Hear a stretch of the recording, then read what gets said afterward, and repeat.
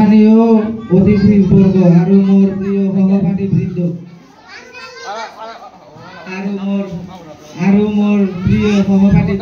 আজি এই বিশেষ অনুষ্ঠানত মই কেইটামান কথা ক'বলৈ ওলাইছোঁ।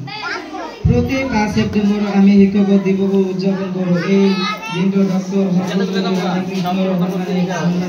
জন্মদিন। তেওঁ এজন মহান শিক্ষাবিদ, আদৰ্শনিক আৰু ভাৰতৰ দ্বিতীয় ৰাষ্ট্ৰপতি আছিল। তেওঁ নিজে কৈছিল, মোৰ জন্মদিন যদি কোনো বিশেষ দিন উদযাপন কৰিবা খোজা হয় তেন্তে তাক শিক্ষক দিৱস হিচাপে পালন কৰিবা। সেয়ে আমি এই দিনটো শিক্ষক দিৱস হিচাপে পালন কৰোঁ। শিক্ষকসকলৰ আমাৰ দিশাৰী, তেওঁলোকে অন্ধকাৰৰ পৰা পোহৰলৈ আমাৰ প্ৰদৰ্শন কৰে। পিতৃ মাতৃয়ে যিমানকৈ আমাৰ জীৱন গঠন ভূমিকা লয়, শিক্ষকসকলে তেনে বেছিকৈ অৱদান থাকে।